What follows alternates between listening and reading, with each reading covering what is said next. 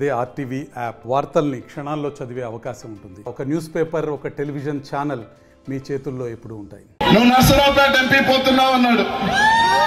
నేనేం చేసుకుంటానన్నా, ఎంపీ పోయి నేను ఎమ్మెల్యేగానే ఉంటానన్నా, నీతో ఉంటాను, నీ పక్కన అసెంబ్లీలో ఉంటేనే నాకు బాగుంటుంది, నేను ఆ ఢిల్లీకి పోయి ఏం చేస్తానన్నా, నన్ను వదిలేయన్నా అన్నా. లేదు నువ్వు పోతున్నావు అన్నాడు. రైట్ అన్న ఆదేశించిన తర్వాత వద్దనే ప్రసక్తే లేదు, పోతానన్నా. పోతాను కూడా చెప్పిన 2 రోజులు టైం ఇదా చెప్పి వచ్చిన, కానీ బయట మాత్రం చెప్పిన అన్న గీత గీసిన తర్వాత దాటేది లేదన్నా, పోతాను, కానీ కొంచెం సముదాయించుకోవాలి కదా అందరినీ కూడా, ఒకసారి నేను బయటకు వస్తున్నానని చెప్పిన. నా జీవితంలో నాకు ఇక్కడున్న పల్నాడు ప్రజలందరికీ కూడా చాలా మంది అనిల్ ఒక ఫైర్ బ్రాండ్, అనిల్ ఒక ఎమ్మెల్యే, అనిల్ అట్ట మాట్లాడతాడు ఇట్ట మాట్లాడతారు అని అంటారు. కానీ నా జీవితంలో తెలియని బాధలు ఉన్నాయి, తెలియని కష్టాలు ఉన్నాయి. నేను రాజకీయాలకు వచ్చేటప్పటికి నాకు తండ్రి లేడు, అన్న లేడు, తమ్ముడు లేడు, అక్క చెల్లి చెల్లెలు ఎవరు లేరు, నేను ఒంటరే. పార్లమెంట్ లో ప్రాతినిధ్యం వహించారు. కాసు బ్రహ్మానంద రెడ్డి గారి దగ్గర నుంచి, రోసాయి దగ్గర నుంచి, నేత్రమల్లి జనార్దన్ రెడ్డి గారి దగ్గర నుంచి, కాసు కృష్ణారెడ్డి దగ్గర నుంచి, మా జిల్లా పెద్దాయన రాజమోహన్ రెడ్డి గారి దగ్గర నుంచి, నిజంగా నేను ఏ జన్మలో పుణ్యం చేసుకుంటే జగన్మోహన్ రెడ్డి గారు వెంట నడవబట్టే నేను ఈ పార్లమెంట్ గా మళ్ళీ పోటీ చేసే, నెల్లూరు నుంచి పోటీ చేసే అవకాశం నాకు భగవంతుడు ఇచ్చాడని చెప్పి మీ అందరికీ కూడా తెలియజేస్తా ఉన్నా. ఈరోజు ఈ రాష్ట్రంలో ఎవరినైనా సరే ఆలోచన చేయకుండా ఒక బీసీకి పదవి ఇవ్వాలన్నా, ఒక ఎస్సీకి పదవి ఇవ్వాలన్నా, ఒక మైనార్టీకి పదవి ఇవ్వాలన్నా అది జగన్మోహన్ రెడ్డి గారి వల్లే అవుతుంది. ఇది ఉమ్మడి జిల్లా ఉన్నప్పుడు సంగతి చెప్తా ఉన్నా. ఇదే జిల్లాలో నుంచి నేను మంత్రి అయిన తర్వాత టీడీపీ నాయకులు ఒకరు అన్నారు, ఏమనంటే గొర్రెలు కాసుకునే వాడికి మంత్రి పదవి ఇచ్చాడు జగన్మోహన్ రెడ్డి అని. నిజమే, గొర్రెలు కాసుకున్న వాడికి జగన్మోహన్ రెడ్డి మంత్రి పదవి ఇచ్చాడు. కానీ ఆ తెలుగుదేశం పార్టీ మర్చిపోయినారు. భారతదేశం అంతా ఈ గొర్రెలు కాసుకునే వాడిని మొక్కేది శ్రీకృష్ణ పరమాత్ముడు. యేసు ప్రభు కూడా గొర్రెల చావల్లోనే పుట్టాడు. ఆ తెలుగుదేశం పార్టీ భువనేశ్వరం ఒక మాట నింది, మాకు డబ్బుతో పనే ఉంది, మా 2% అమ్మితే 400 కోట్లు అని చెప్పింది. అంటే మొత్తం విలువ చేస్తే 20,000 కోట్లు. కానీ ఆమె ఒకటి మర్చిపోయింది, ఆ 20,000 కోట్లు ఈ గొర్రెలు కాసుకునే వాళ్ళు, బర్రెలు కాసుకున్న పితికిన పాలుతో కష్టంతో సంపాదించుకున్న గొప్ప సంగతి మర్చిపోయినారు వాళ్ళు. కాబట్టి ఈరోజు మిమ్మల్ని అందరినీ ఒకటి అడుగుతా ఉన్నా, పల్నాడు నెల్లూరు నుంచి మీ ప్రాంతానికి వచ్చా, పల్నాడుకి వచ్చా, కల్మషం లేని, కుతంత్రాలు లేని పౌరుషాల గడ్డ పల్నాడుకి ఈరోజు జగన్ నన్ను పంపించాడు. ఒక బీసీ బిడ్డగా మీ ముందుకు వచ్చా. వాళ్ళు చెప్పినట్టు గొర్రెలు కాచుకునే కుటుంబం నేను కాకపోయినా మా తాత మా ముత్తాత గొర్రెలు కాచే ఉంటాడు ఖచ్చితంగా. ఆ కుటుంబం నుంచి, ఆ వారసత్వంలో నుంచే మీ ముందుకు వచ్చా. నన్ను నెల్లూరు జిల్లా నాకు తండ్రి లేకపోయినప్పటికీ, రాజకీయాల్లోకి వచ్చేటప్పటికి నాకు అండ లేకపోయినప్పటికీ, అన్న లేకపోయినప్పటికీ నన్ను నెల్లూరు జిల్లా అక్కడ చేర్చుకుంది. జగనన్న నన్ను ఒక దైవంలాగా, ఒక అన్నగా నన్ను చేపట్టుకొని రాజకీయాల్లో పెంచాడు. ఈరోజు మళ్ళీ మీ ముందుకి ఆ జిల్లాని వదిలి మీ దగ్గరికి వచ్చిన 15 సంవత్సరాల నా రాజకీయం. ఇక్కడ ఉన్న వాళ్ళందరికీ కూడా ఒకటి అడుగుతా ఉన్నా, ఒక దగ్గర నుంచి ఒక దగ్గరికి పోవటం అంటే చాలా కష్టం. అది ఎవరు ఒక ఇంటి నుంచి ఒక 5 సంవత్సరాలు ఒక ఇంట్లో ఉండి పక్క ఇంటికి పోవాలంటేనే మనకి మనసు సరిపోదు. ఒక బీసీగా 15 సంవత్సరాలు నెల్లూరు జిల్లాలో ఒక చరిత్ర నాకు ఇచ్చాడు జగనన్న. 2 సార్లు ఎమ్మెల్యేగా, మంత్రి ఎవరు కాలా, నేను ఒక్కడిని.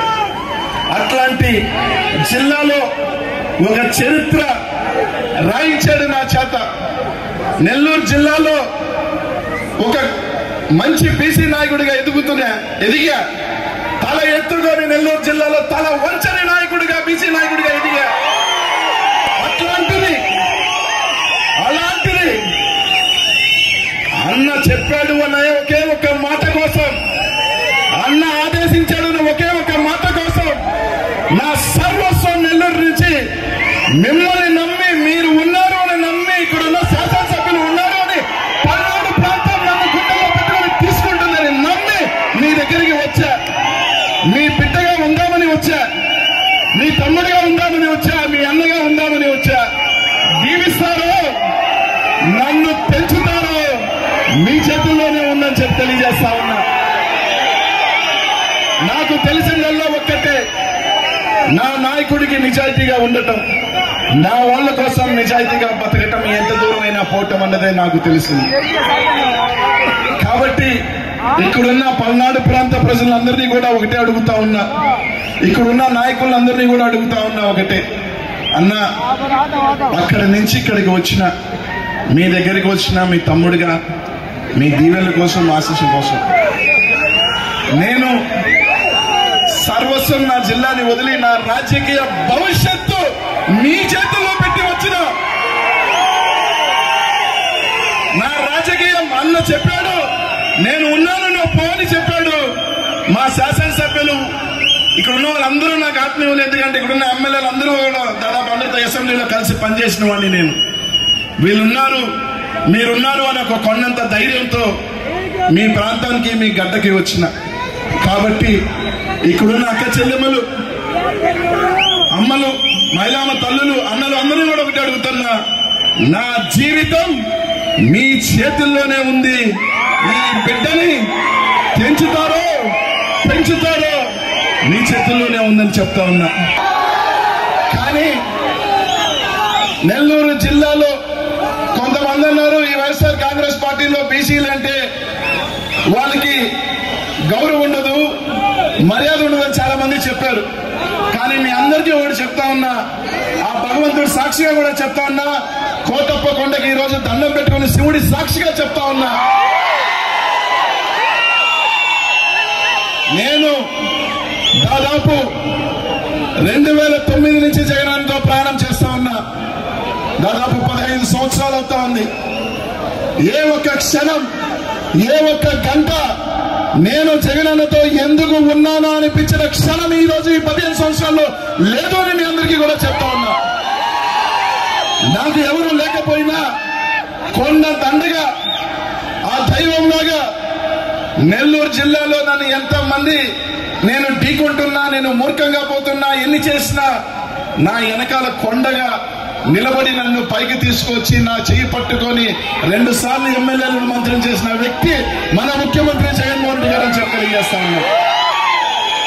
అట్లాంటి వ్యక్తి నేను ఈ రోజు పల్నాడులో, ఈ రోజు మీ అందరూ కూడా నన్ను ఆప్యాయంగా ఈ రోజు నన్ను స్వాగతించారు అంటే అది అనిల్ కుమార్ యాదవ్ గొప్పతనం కాదు, మా అన్న ముఖ్యమంత్రి జగన్మోహన్ రెడ్డి గారి గొప్పతనం. నన్ను 2 సార్లు ఎమ్మెల్యే చేసి, మంత్రిని చేసి నాకు ఒక స్థాయి ఇచ్చిన నాయకుడి గొప్పతనం. అలాంటి నాయకుడు నన్ను పిలిచి నువ్వు నరసరావుపేట పో అంటే పోకుండా ఎలా ఉంటా, ఆలోచన చేయాల్సిన అవసరం లేదు, ఖచ్చితంగా పోతా. 2 నిమిషాలైతే బతిలాడుకుంటా, లేదు పోవాలి అంటే రైట్ హుకుం, టైగర్ కా హుకుం, పోతమే. నరసరావుపేటే కాదు, నేను ఆలోచన చేయకముందు అందరూ చెప్పారు నరసరావుపేట ఖచ్చితంగా గెలిచే సీట్ అప్ప, నువ్వు హ్యాపీగా పోవాలి. ఎందుకంటే అద్భుతమైన 7 మంది శాసనసభ్యులు, 6 మంది శాసనసభ్యులు ఇన్ఛార్జ్ ఉన్నారు, డోకా లేదు నాకు. అందరూ కూడా పల్నాడు పులులే, నాకేమీ డోకా లేదు.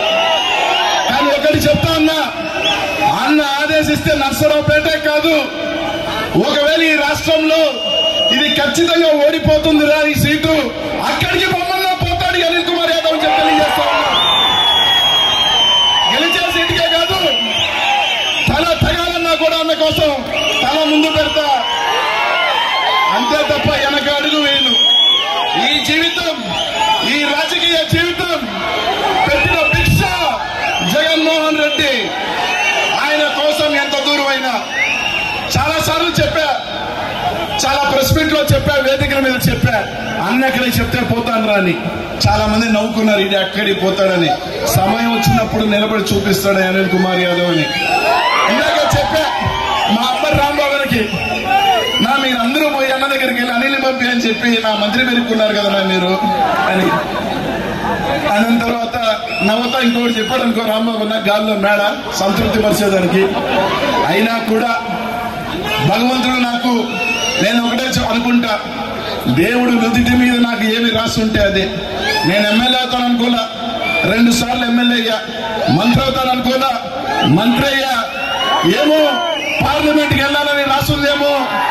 ఈ రోజు భగవంతుడు జగనన్న ద్వారా ఎంపీగా పోతా ఉన్నా, పోతా తప్పకుండా అక్కడ కూడా జగనన్న గెలవ వినిపిస్తా, జగనన్నకి సైనికులుగా అక్కడ కూడా వినిపిస్తా. ఈ రోజు ఈ రాష్ట్రంలో